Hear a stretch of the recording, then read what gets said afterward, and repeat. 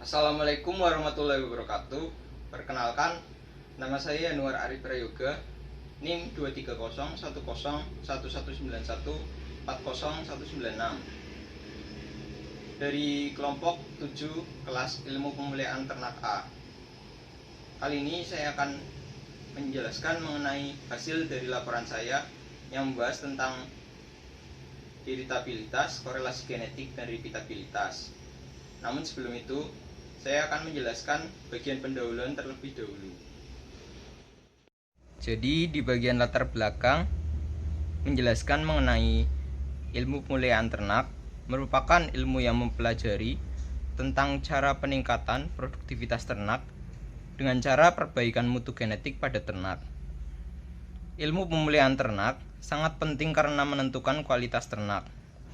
Metode yang digunakan untuk menentukan mutu genetik ternak yaitu heritabilitas, korelasi genetik, dan repeatabilitas. Heritabilitas merupakan parameter untuk mengukur keragaman fenotipik yang diakibatkan oleh aksi gen genetik aditif. Heritabilitas berperan dalam menunjukkan korelasi antar gen fenotipik dengan nilai pemuliaan. Korelasi genetik adalah korelasi yang lebih banyak dipengaruhi oleh gen-gen yang bereaksi secara pleotropik. Metode pendugaan korelasi genetik adalah berdasarkan atas kemiripan di antara keluarga. Repeatabilitas merupakan parameter untuk mengukur performa ternak dari segi produksi. Repeatabilitas menggambarkan derajat kesamaan antar pengamatan yang dilakukan berulang selama masa hidup produktif seekor ternak. Adapun tujuan dari praktikum ilmu pemulihan ternak yaitu agar mahasiswa dapat mengetahui apa itu heritabilitas, korelasi genetik, dan repeatabilitas, serta mampu melakukan perhitungan dan dapat mengetahui kegunaan dari heritabilitas, korelasi genetik, dan repeatabilitas secara aplikatif. Manfaat dari praktikum ilmu pemulihan ternak yaitu mahasiswa dapat melakukan pendugaan seperti peluang keberhasilan produksi ternak sapi potong yang dapat dilihat dari perbandingan antara bobot lahir dan bobot sapinya setelah melakukan perhitungan nilai heritabilitas, korelasi genetik, dan repeatabilitas. Kemudian untuk soalnya, di suatu peternakan sapi potong betina yang dilihat dari recording memiliki bobot lahir rata-rata 14 kg dan bobot sapi rata-rata 65 kg. Sedangkan sapi potong jantan dilihat dari recordingnya memiliki bobot lahir rata-rata 18 kg dan bobot sapi rata-rata 70 kg.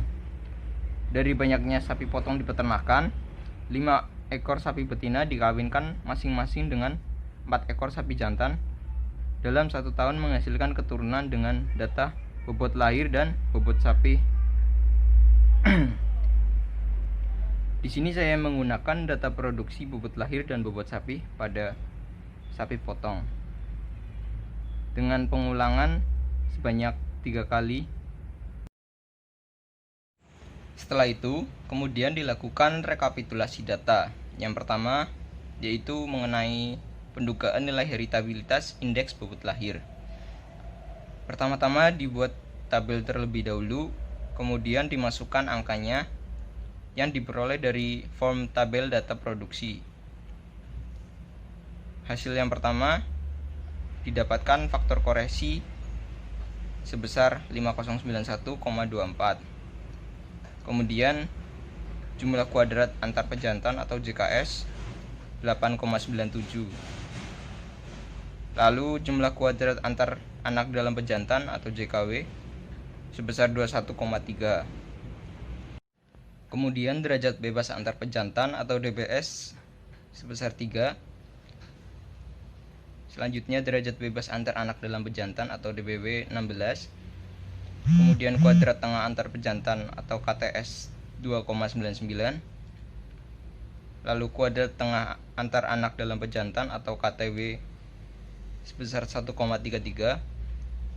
Kuadrat tengah harapan antar anak dalam pejantan sebanyak 1,33 dan kuadrat tengah harapan antar pejantan 0,332 Kemudian heritabilitas indeks bobot lahir sebesar 0,79.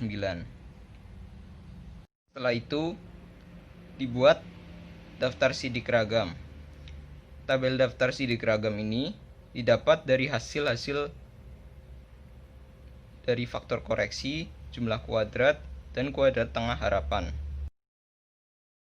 Setelah itu lanjut ke soal nomor 2 mengenai pendugaan nilai heritabilitas bobot sapi. Yang pertama, hasil dari faktor koreksi atau FK 85.059,92. Lalu jumlah kuadrat antar pejantan atau JKS 24,25. Kemudian jumlah kuadrat anak antar dalam pejantan atau JKW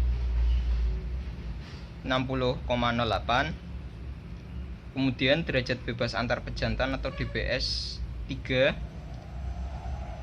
Derajat bebas antar anak dalam pejantan atau DBW 16. Lalu kuadrat tengah antar pejantan atau KTS 8,08. Kuadrat tengah antar anak dalam pejantan atau KTW 3,75. Kuadrat tengah harapan antar anak dalam pejantan sebanyak 3,75. Lalu kuadrat tengah harapan antar pejantan atau KTHS 0,86. Dan heritabilitas bobot sapi 0,74. Kemudian lanjut membuat tabel daftar sidik ragam dengan hasil-hasil dari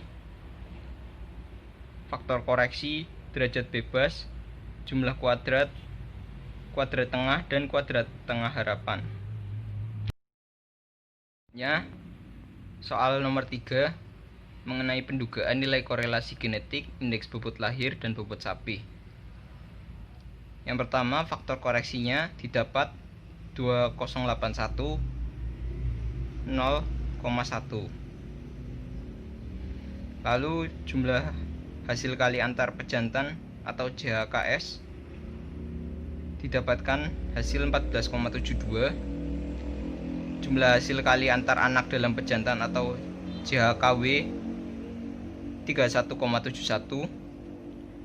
Derajat bebas antar pejantan atau DBS 3. Derajat bebas antar anak dalam pejantan atau DBW 16. Kemudian hasil kali rata-rata antar pejantan atau HKRS 4,90. Hasil kali rata-rata antar anak dalam pejantan atau HKRW 1,98. Kemudian hasil kali rata-rata harapan antar anak dalam pejantan atau koefisien W didapatkan hasil 1,98. Hasil kali rata-rata harapan antar pejantan atau koefisien S sebesar 0,584. Dan korelasi genetik didapatkan hasil 1,09.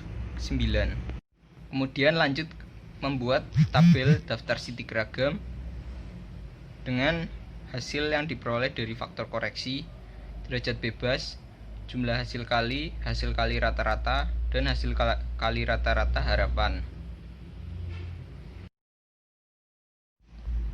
Dengan pertama-tama membuat tabel terlebih dahulu, kemudian menghitung repitabilitas antar kelas. Repitabilitas antar kelas didapatkan hasil yaitu 0,03. Setelah itu lanjut ke soal nomor 5 mengenai pendugaan nilai repitabilitas dalam kelas bobot lahir.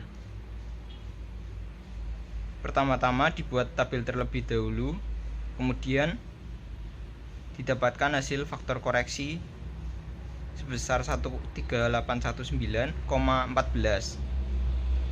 Kemudian jumlah kuadrat antar individu atau JKB 58,6. Jumlah kuadrat pengukuran dalam individu atau JKW 78,7. Kemudian derajat bebas antar individu atau DBB 19. Derajat bebas pengukuran dalam individu atau DBW 40.